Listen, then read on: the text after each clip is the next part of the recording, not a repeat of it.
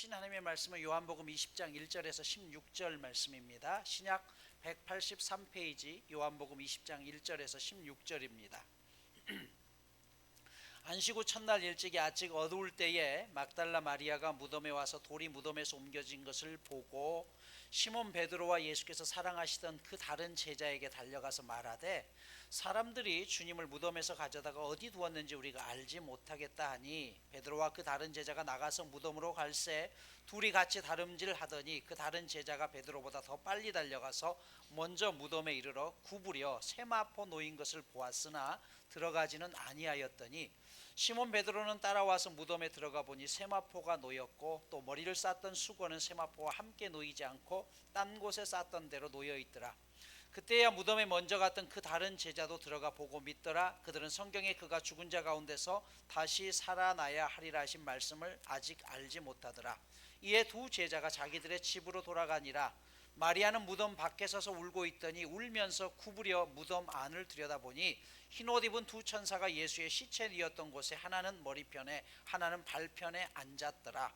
천사들이 이르되 여자여 어찌하여 우느냐 이르되 사람들이 내 주님을 옮겨다가 어디 두었는지 내가 알지 못함이니이다. 이 말을 하고 뒤로 돌이켜 예수께서 계신 것을 보았으나 예수이신 줄 알지 못하더라. 예수께서 이르시되 여자여 어찌하여 울며 누구를 찾느냐 하시니 마리아는 그가 동산지기인 줄 알고 이르되 주여 당신이 옮겼거든 어디 두었는지 내게 이르소서 그리하면 내가 가져가리이다.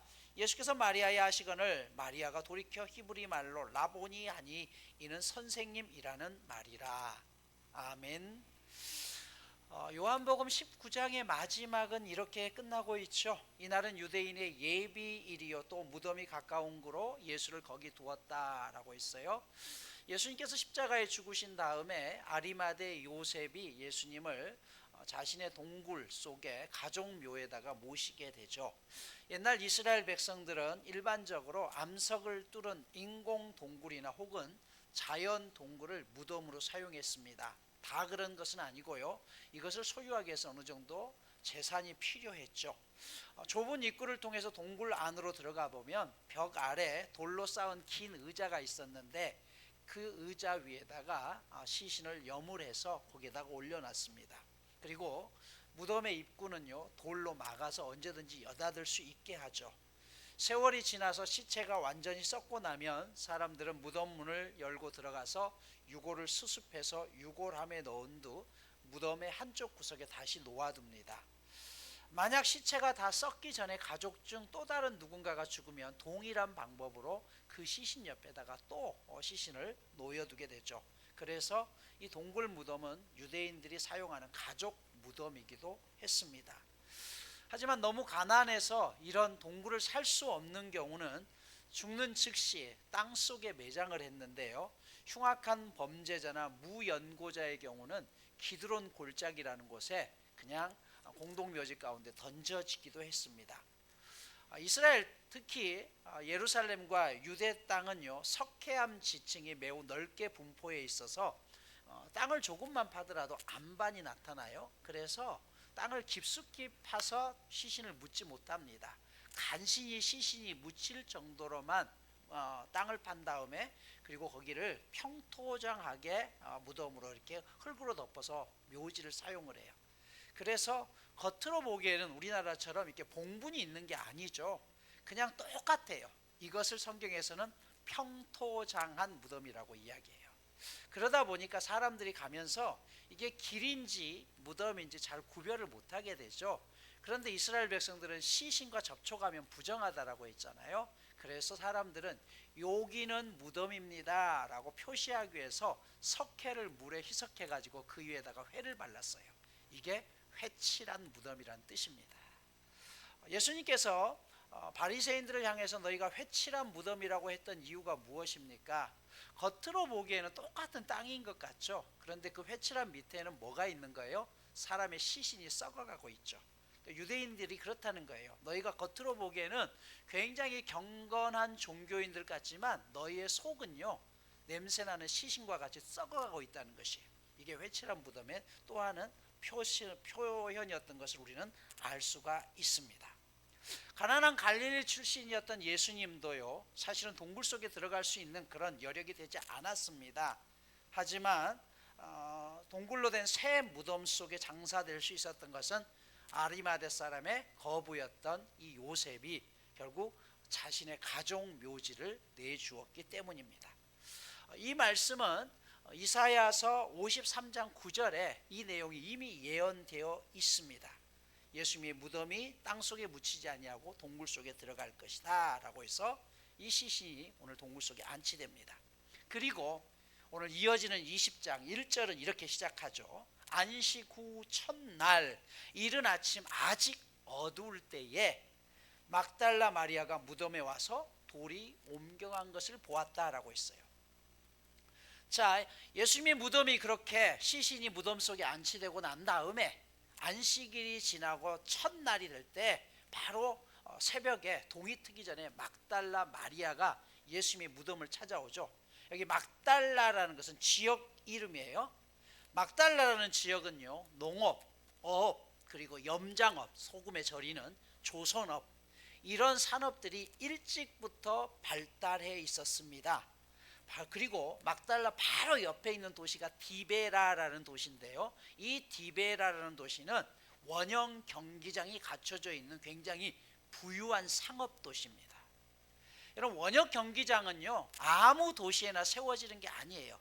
그 경기장을 지을 만한 예산이 있어야겠죠. 부유한 도시여야 되고, 또 설령 경기장을 지었다고 할지라도 사람들이 그 경기장에 구경할 수 있어야 돼요. 여러분, 세종문화회관 같은데 우리가 한번 공연을 보러 가려고 하더라도 사실 우리가 보기에는 굉장히 부담스러운 금액이죠. 그렇게 생각하시면 됩니다. 그러니까 어느 정도 부유함이 갖춰진 동네여야 된다는 것이에요.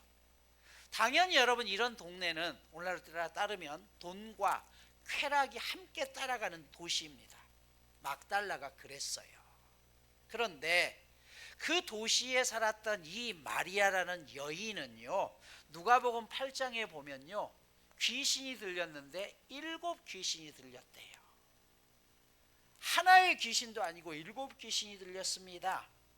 또 어떤 사람들은 이 막달라 마리아의 직업이 창기였다라고 이야기를 해요. 그러니까 화려한 세상, 쾌락이 가득한 그 도시 가운데 귀신 들렸고 창기였던 이 여인이, 사람들이 그 여인을 정말로 창기 취급했을 때 유일하게 그 여인의 아픔을 받아주고 사람으로 인정해 주신 분이 예수님이셨습니다. 그 은혜가 너무 컸기 때문에 마리아는요, 예수님을 알고 난 다음에 자신의 삶을 정리하고 십자가에서 모든 제자들이 뿔뿔이 살기 위해서 흩어졌을 때도 끝까지 십자가의 현장을 지켰던 여인이 막달라 마리아였습니다. 그리고 예수님께서 그렇게 십자가에 죽으시고 난 지난 이틀 동안 이 무덤을 찾기 전까지 막달라는 굉장히 혼란스러웠습니다. 이렇게 예수님이 비참하게 최후를 맞이할 줄 생각지도 못했죠. 절망에 빠져있던 이 그녀는 안식일에 시신이라도 수습해서 정성껏 향품을 발라드려야겠다 싶어서 안식일이 끝나가는 그 새벽에 동이 뜨기도 전에 가장 먼저 예수님의 무덤 앞에 달려갑니다. 그런데 그녀가 무덤 앞에 달려갔을 때 무덤 문이 열려 있는 거예요. 돌문이 분명히 막혀 있었는데 그 안에 들여다보니 예수님의 시신이 보이지 않습니다. 그녀는 깜짝 놀라죠. 누군가가 훔쳐갔구나 싶어서 제자들에게 달려가서 그 소식을 알립니다. 그러자 베드로와 예수님의 사랑받는 제자라고 오늘 본문에 나와 있는데 사도 요한을 이야기해요. 이들이 마리아의 말을 듣고 예수님의 무덤을 향해서 달려갑니다. 비교적 베드로보다 젊은 나이였던 젊은 제자 요한이 먼저 무덤가에 도착해서 뒤따라 헥헥거리고 달려오는 베드로를 기다렸다가 그 무덤 안을 들여다보니 예수님의 시신은 보이지 아니하고 대신 시신을 쌓았던 삼배 그리고 머리수건만 가지런히 개켜진 채 있던 것을 보게 되죠. 제자들은 그 모습을 보면서 어찌할 바가 몰라서 다시 그들의 집으로 돌아갑니다. 그렇게 제자들이 돌아가고 난 다음에 그 현장에 끝까지 남아 있었던 여인은 막달라 마리아였습니다. 그리고 무덤 밖에 나와서 엉엉하면서 웁니다. 여기 울었다 헬라어 클라이오라는 말은요, 애간장이 녹도록 크게 통곡했다는 것이에요. 도대체 예수님의 시신이 어디에 갔을까? 그러던 과정 속에 다시 한번 혹시나 해서 몸을 숙여서 무덤 속을 들여다보다가 마리아는 또 한번 깜짝 놀라죠. 예수님이 누워 있었던 머리맡과 발치에 두 사람이 앉아 있더라는 것이죠. 천사들이었죠. 이 천사가 마리아에게 묻습니다. 여자여, 어찌하여 우느냐? 마리아가 대답합니다. 누가 우리 주님을 가져갔습니다. 도저히 찾을 수가 없습니다. 그렇게 말하다가 뒤쪽에서 나는 인기척을 느끼게 됩니다. 마리아의 뒤에 예수님이 서 계셨습니다. 처음에는 마리아가 이 예수님을 알아보지 못합니다. 동산을 관리하는 동산지기인 줄 알죠. 이때 예수님이 천사들과 똑같이 묻습니다. 왜 울고 있느냐? 누구를 찾느냐? 마리아는 그를 동산지기인 줄 알고 예수님의 시신의 행방을 묻습니다. 그러자 주님이 이렇게 부릅니다. 마리아야. 낯익은 음성이었습니다. 지금까지 살아가면서 자신을 창기 취급하고 더러운 여인 취급했을 때 그렇게 자신을 불러줬던 단 한 사람이 있었는데 그 음성이었습니다. 바로 예수님이셨던 것이죠. 그제서야 마리아는 자신을 마리아라 부른 사람이 예수님이심을 알게 됩니다. 여러분, 부활하신 예수님은 자신이 살아났다는 것을 알리기 위해서 가장 먼저 성전을 찾아간 게 아니었습니다. 가장 먼저 많은 사람들이 있는 광장에 찾아간 것도 아니었습니다. 다만 비통한 눈물을 흘리고 있는 홀로 된 것처럼 그렇게 낙심하고 서 있었던 한 여인, 아무도 주목하지 않은 한 여인에게 가장 먼저 나타나셨습니다. 놀랍게도 이 막달라 마리아는 지난 3년 동안 함께했던 제자들보다도 가장 먼저 예수님의 부활을 목격한 사람이고 가장 먼저 예수님이 살아나셨습니다 라고 부활을 선포한 여인으로 사용되게 됩니다. 오늘 본문을 읽으면서 깨닫게 되는 은혜가 있어요. 여러분, 믿음이라는 것은 도저히 이해할 수 없는 상황 속에서도 끝까지 포기하지 않고 그 자리를 지켜내는 것입니다. 사실 목회자들 대부분이 목회만 하다 보면 성도들의 삶이 얼마나 치열하고 힘든다는 것을 잘 알지 못합니다. 한 주 내내 쉴 틈 없이 일을 하고 유일하게 쉴 수 있는 주일에 나와서 다시 예배드리고 교회 안에서 봉사하는 것이 얼마나 힘들고 어렵다는 것을 잘 모릅니다. 힘들게 직장 생활하면서 간쓸게 다 떼어주고 정말 더러워서 당장 그만두고 싶어도 생계 때문에 그러지 못하는 직장 생활에서 어렵게 번 돈으로 10의 1조를 뗀다는 것이 얼마나 힘겹고 어려운 일인지 잘 모릅니다. 세상 속에 나가면 정말 이해 안 가고 제정신이 아닌 사람들이 너무나 많습니다. 한 주 내내 이들에게 시달리다가 어렵게 교회에 와서 하나님의 위로를 받으려고 하는데 목사도 미친 것 같으면 성도들은 더 이상 갈 곳이 없습니다. 어디 하나 마음 둘 곳 없는 성도들이 유일하게 위안을 받고 숨을 내쉴 수 있는 공간이 교회가 되어야 되는데 교회에 오면요 또 다른 짐을 짐고 세상 가운데 나아갑니다. 그런데도 목사들은 전혀 그런 사람들의 마음을 이해하지 못한 채 헌신하지 않으면 하나님이 복을 안 주신다라고 이야기하고 더 많은 헌금을 바쳐야 하나님이 복 주신다고 미친 소리만 해댑니다. 여러분, 당연하다고 하면 답이 없죠.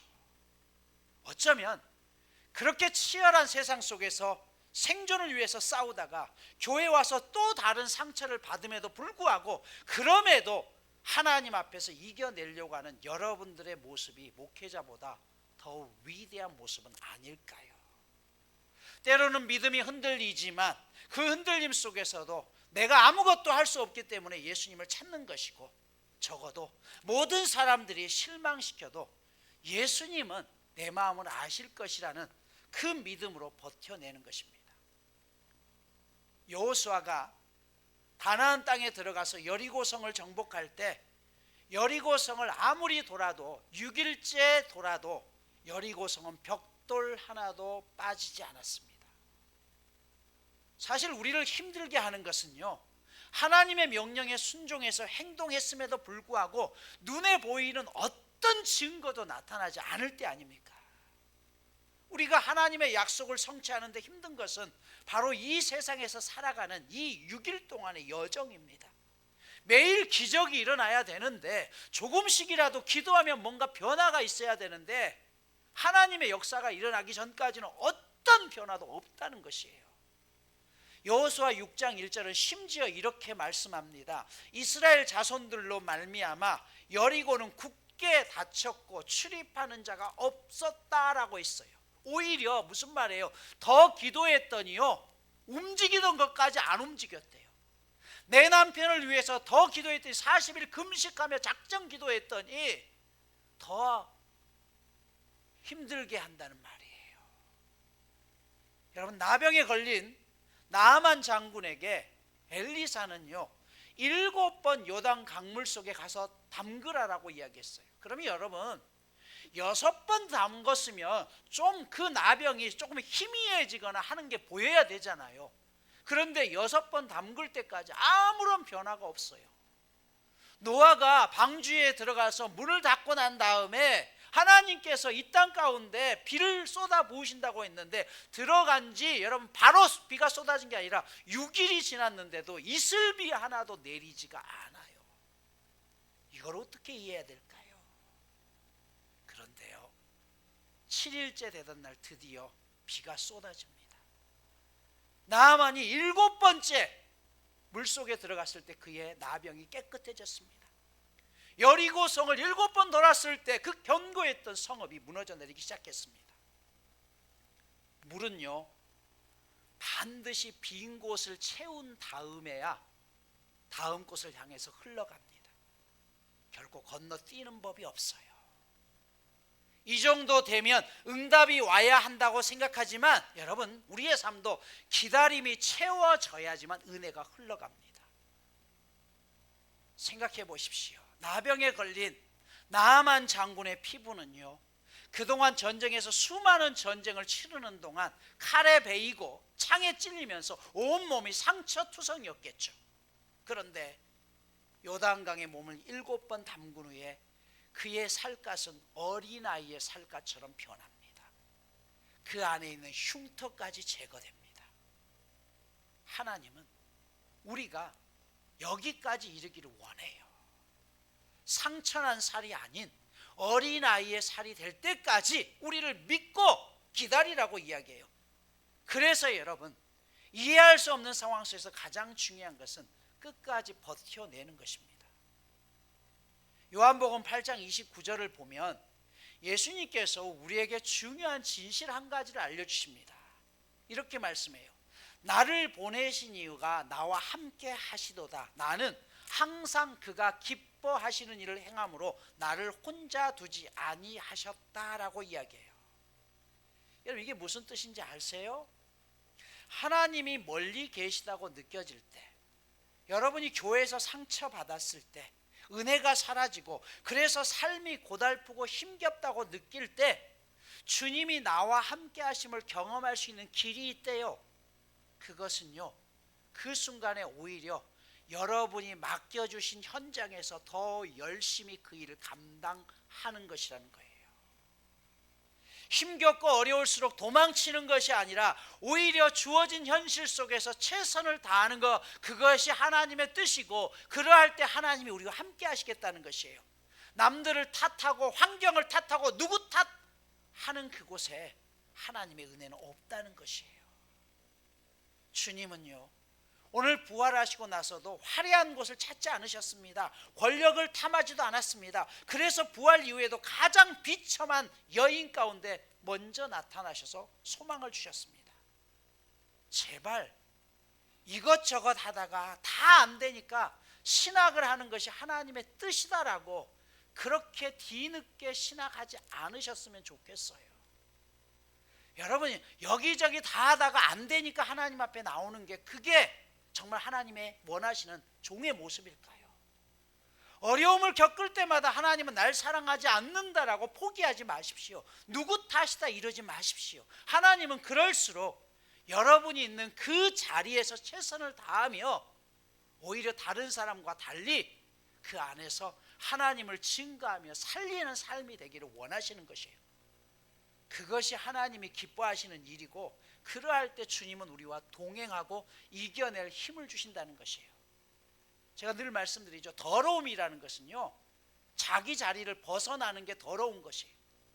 목사가 목사의 자리를 벗어나서 엉뚱한 곳에 있는 게 더러운 것이고, 여러분의 삶의 현장에서 여러분이 벗어나서 엉뚱한 곳에 있는 것이 더러움이라는 것이죠. 세상은 끊임없이 우리 속에 불안감을 줍니다. 그래서 세상에 붙들어두려고 합니다. 자꾸 보여지는 것에 집중하게 해요. 왜 바보처럼 손해만 봐?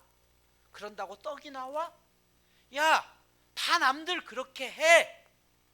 다 박살 내버려. 무너뜨려. 바보야? 그런데요, 예수님은 그럴수록 여러분이 있는 그 자리를 지키래요. 그리고 최선을 다하래요. 남들이 다 떠나갈지라도. 그렇게 해서 시간이 흐르면 반드시 물은 채워지고 빈 곳을 향해서 내게까지 흘러 넘치는 것입니다. 필리핀의 의사였던 호세 니잘이라는 사람이 있었어요. 필리핀이 스페인의 지배 아래에 있을 때 마닐라에서 기초 교육을 받은 다음에 스페인으로 유학을 떠나서 나중에 의사가 되어서 다시 필리핀에 돌아와서 의술을 펼치게 됩니다. 그가 고국에 돌아와서 환자를 치료하는 의사로 살면서 스페인 식민 통치와 당시 가장 거룩해야 될 성직자들이 스페인 정부의 빌부터 살아가는 부패한 현실을 글로 고발합니다. 그리고 그가 쓴 책이 사회의 암이라는 책이에요.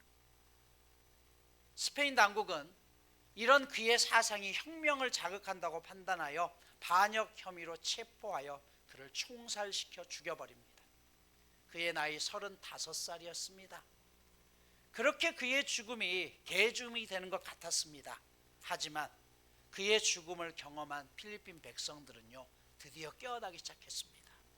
우리가 무엇을 요구했는데, 자유를 요구했을 뿐이고 우리가 이렇게 살아가는 것이 운명처럼 살게 한 너희들을 거부한다라고 해서 드디어 그의 죽음을 시작으로 백성들이 한마음 되기 시작했고 1898년 필리핀은 드디어 스페인으로부터 독립하게 됩니다.